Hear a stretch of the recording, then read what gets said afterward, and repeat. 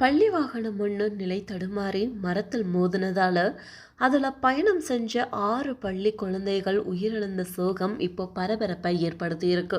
இன்னைக்கு ஏப்ரல் 11ஆம் தேதி வியாழக்கிழமை காலையில் ஹரியானாவில் நர்னாலில் பள்ளி பேருந்து ஒன்று நிலை தடுமாறி கவிழ்ந்ததில் அதில் பயணம் செஞ்ச 6 குழந்தைகள் பரிதாபமாக உயிரிழந்திருக்காங்க. அது மட்டும் இல்லாமல் அந்த வாகனத்தில் பயணம் பண்ண 20க்கும் மேற்பட்டவங்க காயமடைஞ்சிருக்காங்க. இன்னைக்கு ரம்ஜான் விடுமுறை இருக்கும்போது கூட பள்ளிகள் ஓப்பன்ல இருந்ததா சொல்றாங்க.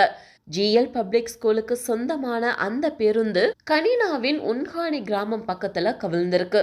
முதல் கட்ட விசாரணையில அந்த வண்டியோட ஓட்டுநரோட கட்டுப்பாட்டை இழந்த அந்த பேருந்து பக்கத்துல இருந்த மரத்துல மோதியதா தெரியுது அப்படின்னு மாவட்ட கல்வி அலுவலர் தெரிவிச்சிருக்காரு.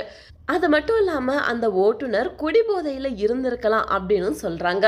மாவட்ட நிர்வாகத்தின் தகவல் படி இந்த விபத்துல காயமடைந்த 12 மாணவர்கள் உள்ளூர் மருத்துவமனைக்கு மாற்றப்பட்டிருக்காங்கன்னு, விபத்துக்கான காரணம் குறித்து போலீசார் விசாரணை நடத்திட்டு வராங்க அப்படின்னு அறிவிக்கப்பட்டிருக்கு.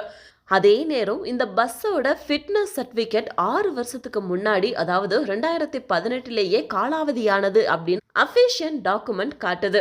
விடுமுறை நாளில் பள்ளி இயக்கப்பட்டது எதுக்கு, அண்ட் அந்த வாகனத்தோட ஓட்டுநர் குடிபோதையில் இருந்தாரா அப்படின்றது பற்றின விசாரணை நடந்துட்டு வருது. இறந்த 6 குழந்தைகளை பார்த்து கதறி அழுத அவங்களோட பெற்றோரோட குரல் எல்லாரோட மனதையும் உழுக்குற வண்ணம் இருந்துச்சு. வண்டியும் முறையாக பராமரிக்கப்படாத கருத்தில் கொண்டு போலீசார் விசாரணை நடத்திட்டு வராங்க. உண்மையிலேயே இந்த தப்பு யாரோடதுன்னு